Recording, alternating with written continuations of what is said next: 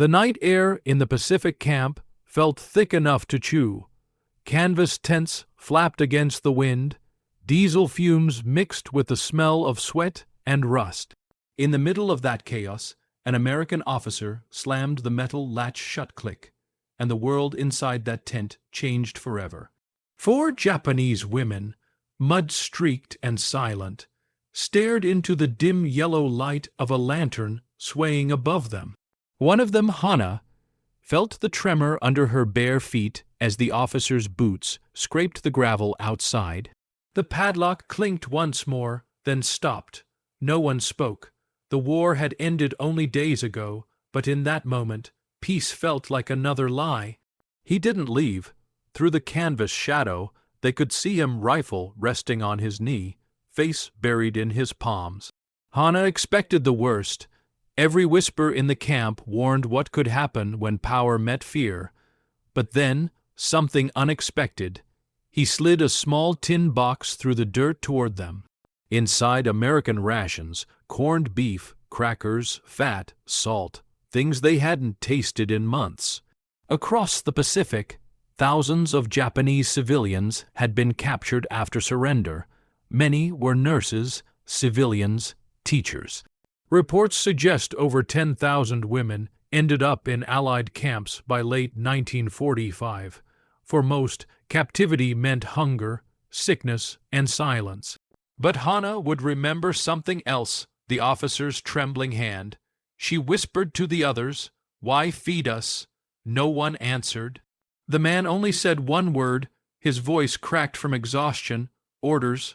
Outside, the sea hissed against the black sand. The lantern flickered again, and Hana noticed his eyes. They weren't cruel, they were lost, like a man guarding ghosts instead of prisoners. Somewhere, beyond the camp fences, distant gunfire still echoed proof that not everyone had accepted surrender. Inside the tent, time froze between fear and mercy. Hana pressed her palm against the cold tin, realizing that survival might depend on understanding the man who locked them in. Before we go further, comment your city and what time you're watching this. I want to know who's hearing Hana's story tonight. Outside, another flash of lightning lit up the horizon. The officer's shadow shifted closer to the canvas. He was still there, waiting, watching. Next, we'll find out why he locked them in instead of walking away. The lightning outside faded, but his shadow didn't. The American officer, Lieutenant Robert, sat motionless beside the flap, the rifle still leaning against his leg. The women inside waited for the sound of retreating boots that never came. Hana's pulse thudded in her ears. Was he guarding them or himself? Rain hammered the tent roof, a drumbeat over the silence. In that flickering lamplight, the line between captor and captive blurred. The officer's uniform was soaked, his jaw tight, his fingers restless on the tin cup beside him. Hours passed in unspoken tension. Every creak of the canvas felt like a test. Then, without warning, Robert reached into his pack again and slid another tin toward them, this time peaches in syrup. The metallic scent of sugar filled the air. Hana hesitated, thinking it might be a trick. But hunger had no loyalty. She tasted it, sweet, heavy, unreal. American rations were almost triple what Japanese POW received, 3,600 calories a day, compared to barely 1,200. That difference wasn't just food. It was survival, morale, power.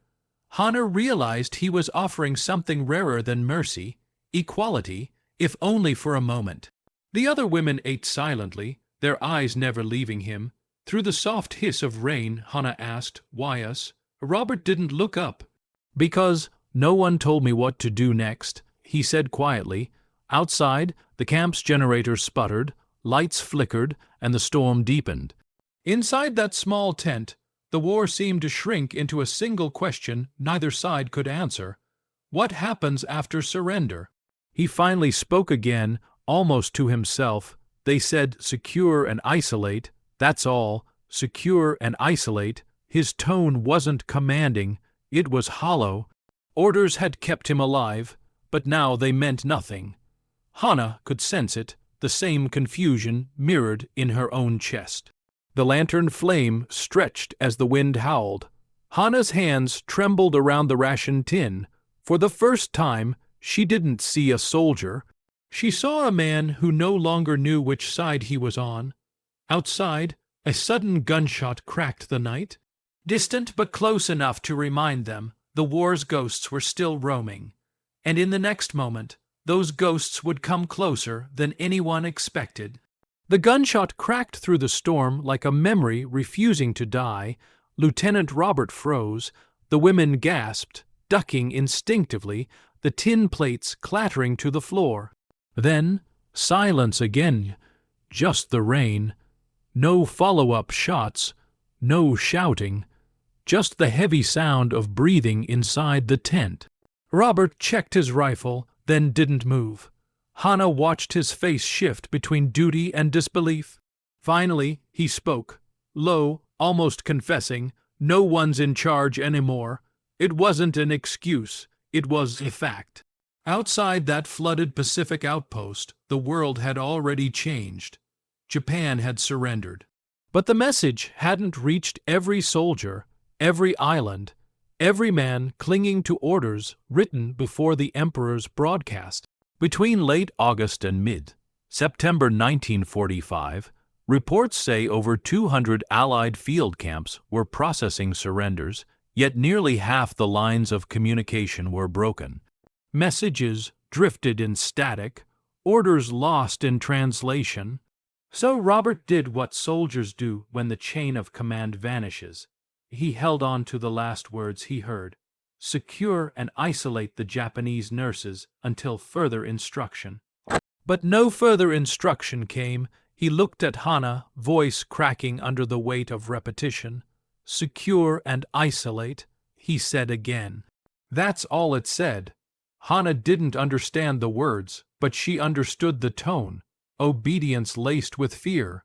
The kind of fear she'd seen in Japanese officers, too. The kind that doesn't come from enemies, but from superiors. Through the slit in the canvas, distant flashes lit up the jungle. Somewhere, isolated units were still fighting battles already lost. The surrender had been announced from Tokyo, but not every soldier believed it. Some refused, others hadn't heard. The war's ending was fractured, scattered across islands, each with its own unfinished story. Inside the tent, Hannah finally whispered in Japanese, "He follows orders, even when orders stop making sense." Robert sat back, eyes closed, rain dripping from his helmet brim. For a moment, the sound of thunder blurred with the echo of artillery in his memory. Then, another sound. Not thunder, machine gun bursts in the distance. The front line was fading, but not gone. Hannah pressed her palms together, realizing this war wasn't finished with them yet. And outside, the real battle was about to come straight to their tent. The gunfire outside grew sharper, short bursts, cutting through the storm. Lieutenant Robert grabbed his helmet, pulling the tent flap open just enough to see shapes moving in the dark.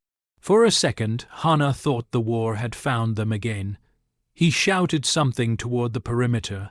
No response. The rain blurred everything into silhouettes. A flare hissed across the sky, its red glow revealing chaos. Two squads, both wearing American uniforms, firing in opposite directions. Friendly fire. Confusion born from silence. Stay inside. He barked, his voice cracking with authority that no longer meant anything. Other women close. The GAPS in Skesk canvas canv. She saw Robert sprint into the mud, rifle raised. Not to kill, but to signal. He waved his arms, shouting over the thunder. The shooting slowed, then stopped. A soldier emerged, soaked, shaking. The surrender had reached this camp too late. Even after Japan's formal capitulation, pockets of combat continued across the Pacific. Reports confirmed at least 100 men were killed in scattered skirmishes after the Emperor's broadcast in mid-August. The war was over on paper, but on the ground it still had teeth. Robert returned limping, a thin line of blood trailing down his sleeve. A bullet had grazed him. Hannah tore a strip from her uniform and pressed it against his arm. He didn't protest. He just stared at the dirt floor, breathing hard. "Who's shooting at who?" she asked softly, knowing he couldn't understand her words but maybe the tone. He gave a hollow laugh. "Us, always us." That line would stay with her for years. Outside, the rain finally eased, leaving the camp in eerie quiet. The smell of gunpowder mixed with wet earth. For a brief moment, it was peaceful again, too peaceful. Robert slumped beside the tent pole, his blood mixing with rainwater at his feet. Hannah tied the bandage tight, the fabric already turning dark. She realized something terrifying. This man, their jailer, might be the only reason they were still alive. The lantern flickered again, reflecting off the rifle's wet barrel. Hannah looked at her trembling hands and made a decision that would change her fate. Before dawn, she would have to keep him alive, whether she liked it or not. Dawn crept in gray and cold.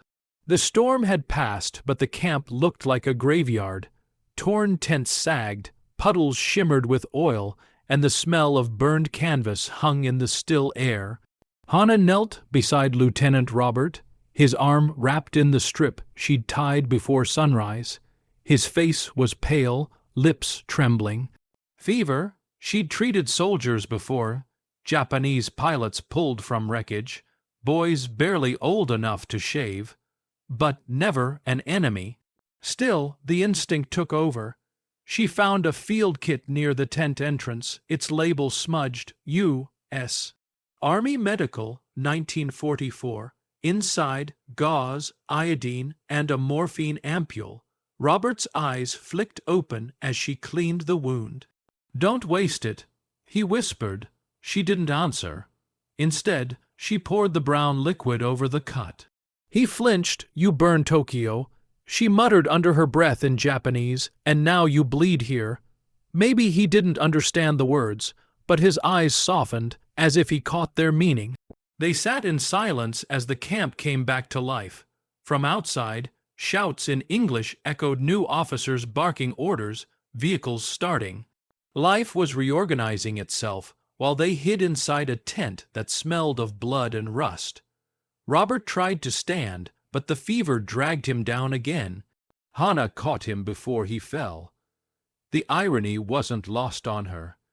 The nurse from Tokyo saving the man who once bombed her city. The firebombing of Tokyo had killed more than 100,000 people in a single night that March. Hannah still remembered the sound, the sky hissing like rain, the streets glowing orange.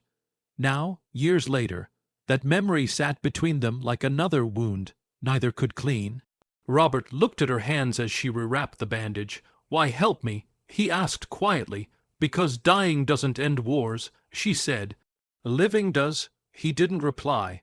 The fever pulled him under again, his breathing uneven. Hannah sat beside him, watching condensation drip from the tent roof, every drop marking another second of uneasy peace. Outside, thunder rumbled again, distant this time, a new storm building over the sea. Hannah glanced at the horizon, not knowing whether it was weather or another war returning. By nightfall, the rain would come back, and something far worse with it.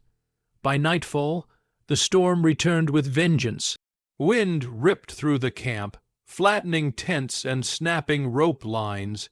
Sheets of rain pounded the mud until it turned to a sucking swamp. Inside, Hannah pressed her palms against the tent pole, trying to keep the canvas from collapsing on Lieutenant Robert.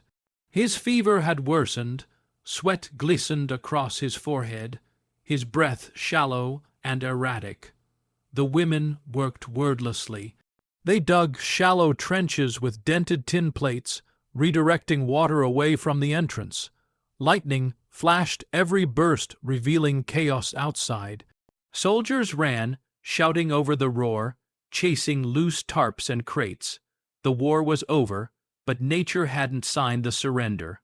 A typhoon in 1940 5 could flatten entire airfields, and this one felt no smaller. Hannah remembered hearing that one storm had destroyed more than 150 Allied aircraft in a single night. She believed it now. Inside the tent, everything they owned fit into 2 damp blankets and 1 flickering lantern. The women tore their sleeves to make bandages for Robert, soaked through but still clean. Hannah forced him to drink from her canteen, whispering half prayers, half commands, "Stay alive, stay." He stirred once, eyes glassy, muttering a name she couldn't catch. She leaned closer, hearing fragments. "Iwo, brother, fire," then silence again. She didn't know what Iwo meant. Later, she'd learn it was Iwo Jima, the volcanic island that devoured tens of thousands of soldiers from both sides. But in that storm, all she saw was a man trapped in his own fever, haunted by ghosts she couldn't reach. The tent sagged, water dripping through every seam. Hannah and the others held the canvas up with broom handles, shivering, drenched, exhausted. For the first time since capture, the labels of enemy and captive blurred completely. They were just humans caught in weather stronger than any army. When the rain finally eased near dawn, they collapsed in silence. Steam rose from the ground as the sun clawed its way through clouds. The camp smelled of wet rope, diesel, and sickness. Robert's fever broke sometime after sunrise. His breathing slowed, steady. Hannah wiped his forehead, her fingers trembling with relief. But even as calm returned outside, another kind of storm, quieter, more dangerous, was starting inside him. And when he spoke again, his words would rewrite everything Hannah thought she knew about enemies. The first sunlight filtered through the shredded canvas, pale and weak. Lieutenant Robert lay still, his face a ghostly gray under the film of sweat. Hannah sat beside him, eyelids heavy from a night without sleep. The storm had ended, but something else had cracked open inside the tent silence, deep and strange. Robert's fever had not left entirely. His body twitched as he muttered through dreams, words tumbling in fragments. Hannah leaned close, her ear almost to his lips. Sam hold the line, Iwo. She didn't understand all of it, but one word stuck. Iwo. Hours passed in that suspended quiet. The camp outside was rebuilding, hammering poles, shouting orders, but inside, time moved differently. Hannah changed his bandages again. The skin around his wound was swollen, pink, but no longer bleeding. When he woke, his eyes darted around the tent like a man unsure if he'd survived. Then he whispered, "Is it over?" Hannah nodded slowly. "The war," she said, "over." He exhaled, a sound caught between relief and disbelief. "Tell that," he murmured, "to my brother." Hannah froze. "Brother," he nodded weakly. "Iwo Jima. He didn't come back." The name finally clicked. Iwo Jima, the island fortress that swallowed more than 20,000 Japanese and 26,000 Americans before it fell. A battlefield that turned men into memories. Hannah didn't know what comfort looked like in a language he couldn't understand. So she did the only thing she could. She held the morphine ampule in her palm, debating whether to use it. He was in pain, but she feared it would pull him too far under. Instead, she found the small letter tucked into his pocket, creased, water-stained, written in uneven lines. The name Samuel appeared again and again. Robert's hand reached for it instinctively. "Read," he whispered. Hannah hesitated, but something in his eyes pleading, lost, made her nod. She opened the letter and began reading aloud, slowly, her accent bending each English word. It was written by a soldier named Samuel, Robert's brother. The letter spoke of homesickness, guilt, the smell of ocean fuel, and fear of dying nameless on black sand. As Hannah read, the words filled the tent like ghosts whispering truths neither side wanted to face. And in those words lay the first crack in everything Robert believed about victory. The letter trembled in Hannah's hands, the paper thin as breath.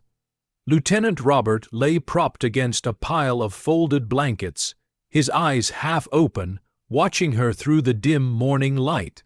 Outside, the camp was a blur of engines and orders. Inside, time had narrowed to the space between her voice and his silence. She read slowly, her accent softening each syllable. The letter was from Samuel Robert's younger brother, written from a beach that had turned black with ash. "We dig in before dawn." It began, "They say this island is nothing but rock and smoke. I don't want to die here." Hannah paused, the words catching in her throat. She'd never seen a soldier's fear written so plainly. The Japanese army had forbidden such weakness on paper. But here it was, vulnerability, raw and human. Robert's jaw tightened. He was 19. He said quietly, 19. The number hit Hannah harder than she expected. Her own brother had been the same age when he disappeared during the bombings. Two sides of the same war, two brothers lost to the same sky. She kept reading. Samuel wrote of home, of the sound of waves on the Carolina coast, of a girl named Mary who promised to wait. "If I come back," the letter ended, "I'll never wear a uniform again." When Hannah finished, the tent was silent except for the wind pressing against the canvas. She folded the paper carefully, returning it to his pocket. Robert whispered, "He didn't come back." Hannah nodded, eyes lowered. "No one really did," she said softly, "not the ones who fought." For a long time neither spoke. The rain outside softened into drizzle, the smell of wet earth filling the air. Robert's hand trembled slightly as he reached for the ration tin, offering it toward her. "Eat," he said. "You need strength." Hannah looked at the food, then at him, unsure when enemies had started sharing meals instead of bullets. Outside, engines rumbled the sound of incoming trucks. Reinforcements. Robert stiffened. "They'll move you soon," he said, voice heavy. New command. The peace inside the tent shattered like glass. Because Hannah knew that new command wouldn't understand what had happened here, or why this man, their captor, had become their protector. Engines growled over the ridge before dawn. The low rumble of trucks rolled through the fog like thunder, warning the island that peace had rules now. Lieutenant Robert straightened his uniform, sweat beading along his temple despite the cool air. Hannah and the others huddled near the tent flap, peeking out. The horizon glowed faint orange as headlights cut through the mist. A new convoy, new officers, new authority. Robert's eyes flicked to the padlock hanging uselessly from the flap. He kicked it aside. "Stay quiet," he said. His tone wasn't commanding anymore. It was protective. The trucks screeched to a halt outside the perimeter. Boots hit mud, voices sharp, disciplined, unfamiliar. The war might have ended, but bureaucracy had just begun. A tall officer in a clean, pressed uniform marched up, clipboard in hand. His nameplate read Captain Warren. Robert saluted. "Sir, these are the Japanese medical personnel captured during the evacuation." Warren barely glanced inside. "They'll be processed separately. Civilian classification pending." Robert hesitated. "Sir, they've been assisting with medical duties. They're unarmed." Warren's expression didn't change. "Orders are orders, Lieutenant. Isolation until repatriation." That word again, isolation. It landed like a curse. Hannah couldn't understand their language, but she understood the shift in Robert's posture. Shoulders rigid, jaw tight, that same flicker she'd seen the night he first locked the tent. The women whispered among themselves, fear rising again. Outside, soldiers began unloading crates, setting up new fences. The sound of hammers striking metal echoed through the humid air, walls rebuilding around people who thought the war was over.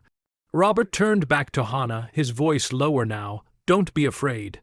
She studied his face, his uniform soaked, his wound still raw, his eyes tired. Somewhere between surrender and duty, the man had lost his compass. Behind them, Warren barked another order. "Lieutenant, hand over the prisoners." The word prisoners hit harder than the rain ever had. Robert didn't move. The air between the two officers thickened like static before lightning. Hannah felt it, the tension of a soldier about to cross a line. Outside, thunder rolled again, as if the island itself knew what he was about to do, because the next few seconds would decide whether Robert stayed an officer or became something far braver. The thunder rolled over the camp like a slow drumbeat, shaking the puddles that had collected between the tents. Lieutenant Robert did not move. His salute hung frozen halfway, rain dripping from his sleeve. Captain Warren waited, clipboard tucked under one arm, impatience carved into every line of his face.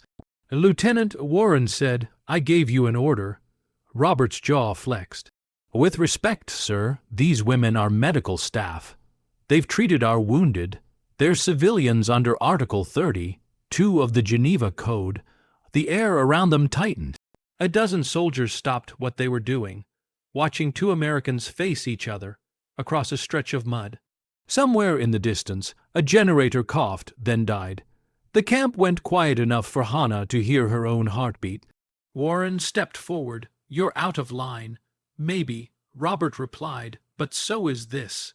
He turned slightly, placing himself between the tent and the approaching guards.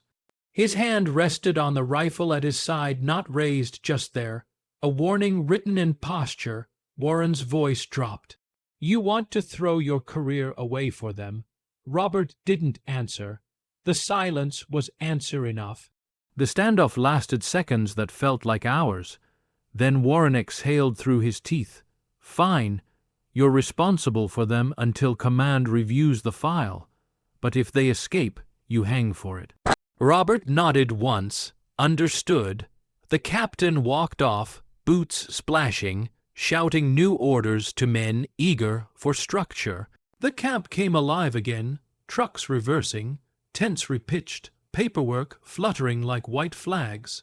Inside, Hannah stepped forward. "What happened?" she asked softly. Robert rubbed the bridge of his nose. "We stay together, for now." The phrase "for now" echoed in her mind. It wasn't safety, it was a pause. But pauses could save lives. He slumped onto an ammunition crate, exhaustion overtaking defiance. The storm clouds thinned, leaving streaks of sunlight glancing off puddles. For a fleeting moment, everything looked almost peaceful. Hannah handed him a canteen. You could have obeyed. He smiled faintly, eyes distant. Maybe obeying is what got us here. She didn't know if he meant the war, the orders, or the whole collapsing world around them. Outside, engines rumbled again, trucks being readied for movement under cover of dusk. And Robert knew what he had to do next. Night crept over the camp like ink, spreading across paper.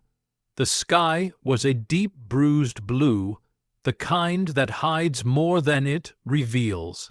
Lieutenant Robert waited until the last truck engine died, and the camp lights dimmed to a dull amber. Then he whispered, "We're leaving." Hannah froze. "Leaving where?" "To the field hospital north of here." He said, "They'll process civilians tomorrow. If you stay, the new command might separate you again. You won't survive that." The women exchanged quick glances, fear, disbelief, then trust. Robert cut the rope line, holding the rear flap, and motioned for silence. The camp perimeter sat only 200 yards away, but between them stretched ankle. Deep mud and a jungle thick with shadows. They moved quietly, their breaths lost under the chirp of night insects. Hannah clutched a small medical satchel to her chest. Every step sank into the wet earth, sucking, holding, refusing to let go. The rain had stopped, but the ground still trembled from distant thunder. Robert led them past a row of overturned supply crates. He'd memorized the patrol timings, 10 minutes between shifts. They had to cross before the next lantern sweep. A beam of light sliced through the dark. They dropped instantly, bodies pressed to the cold mud. Hannah could hear the guard humming softly, boots squelching just meters away. Her pulse thundered in her throat. When the light moved on, Robert signaled again. They crawled forward through a tangle of vines, the jungle swallowing them whole. Humidity wrapped around them like another layer of clothing. Every leaf glistened, every sound magnified. Movement slowed to a crawl, barely 1 kilometer an hour, through terrain still flooded from the storm. The women's clothes clung to their skin. Mosquitoes whined around their ears. Hannah's legs shook with exhaustion, but Robert kept moving, his steps sure despite the limp in his wounded leg. She realized then that he wasn't running from punishment, he was running towards something. Ahead, the faint outline of a rusted truck appeared, half buried in vines. Robert stopped beside it, whispering, "Rest here, 10 minutes." Hannah looked back through the trees. In the distance, faint lights flickered, the camp shrinking behind them. Then a sudden glare cut across the jungle. A searchlight someone had noticed. Robert's hand went to his rifle. "Don't move," he whispered, and in that blinding cone of light, time stopped again. The searchlight carved through the jungle like a blade of white fire. Hannah's breath caught in her throat as the beam swept across the wet leaves, closer, closer, then froze on them. The forest exploded with voices, shouts, orders, the sound of safeties clicking on rifles. Robert looked at Hannah, mud streaked across his face, eyes steady. "Stay down," he whispered. Before she could protest, he rose. Slowly, deliberately, the beam locked on him. The night erupted in sound, the hum of generators, boots crashing through the undergrowth. He raised his hands. "Don't shoot." For one heartbeat, Hannah thought he was giving them up. But then he turned slightly, blocking the light, placing himself between the guards and the women still hidden behind the truck. The soldiers shouted again. He didn't move. "American," he yelled. "Lieutenant Robert Hale, serial number 42582. The sound carried, confident, rehearsed. The way soldiers declare they belong. The voices on the other side hesitated. Then came the command, "Hold fire." Robert took a step forward, still shielding the women from view. "Prisoners under my custody," he called. "Do not engage." Hannah's heart hammered. She understood now. He wasn't surrendering them. He was taking the blame. A flash, another light snapped on. Hands grabbed him, dragging him out of sight. The jungle swallowed the rest, shouting, muffled curses, then quiet. Hannah waited, counting seconds like prayers.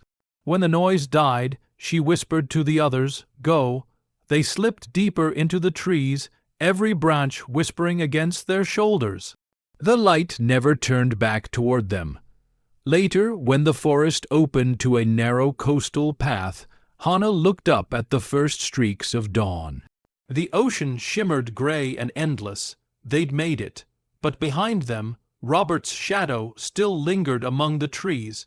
Reports after the war would note over 2,000 American soldiers court-martialed in the Pacific for disobedience, desertion, or fraternization. Robert's name wouldn't appear in any of them.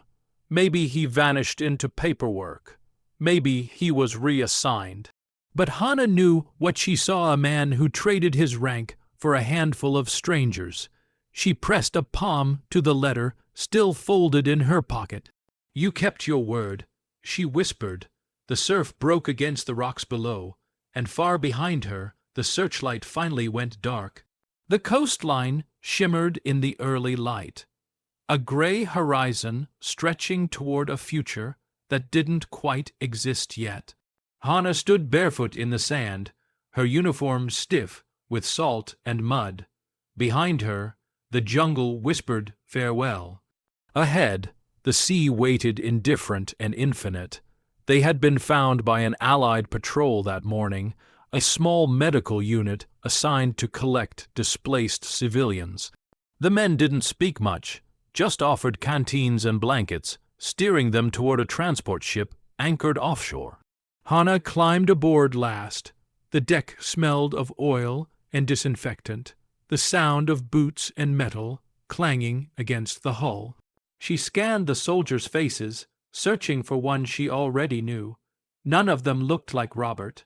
A clerk with a clipboard took their names, or what fragments of them he could pronounce. "You'll be processed in Yokohama," he said flatly. Home soon? Home, the word didn't feel real. Tokyo was gone, her family scattered, her hospital reduced to ashes. The women sat huddled on the deck as the engines roared to life. Seabirds followed them out to open water. When the island finally disappeared behind mist, Hana reached into her pocket. The letter was still there, creased, smudged, edges soft from rain and handling. She unfolded it once more, tracing the ink with her fingertip. She didn't know if Robert had survived. The officers had said nothing, their eyes avoiding hers when she asked. But his last words echoed each time the waves struck the hull. "Don't be afraid." Between 1945 and 1948, more than 6.5 million Japanese civilians were repatriated from scattered war zones back to the ruins of their homeland. Each arrival was a silent parade of faces learning how to exist without uniforms, without enemies, without certainty. Weeks later, when the ship docked at Yokohama, Hana stepped onto soil that once felt familiar but now smelled of smoke and new beginnings. Relief came first, then guilt, the heavy kind that lingers after being spared. She whispered, "Freedom feels heavier than the cage." The others didn't respond. They just stared at the cranes lifting crates, the soldiers shouting, the distant city rebuilding itself out of rubble. Hana tightened her grip on the letter. She couldn't send it, but she also couldn't let it go, because some debts are paid only in memory. Tokyo smelled of rain and coal dust.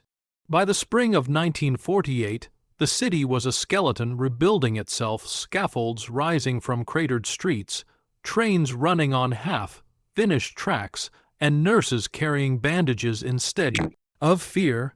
Hana walked through the hospital gates, wearing a clean uniform for the first time since captivity. The war felt both distant and near. Every siren still made her heart tighten, but every sunrise reminded her she'd survived. In the ward, she trained new nurses, young women who had never seen the firebombed nights, never heard the sky roar with engines. They called her Sensei Hana, the teacher who smiled but kept her eyes fixed on something invisible. Sometimes in the quiet between shifts,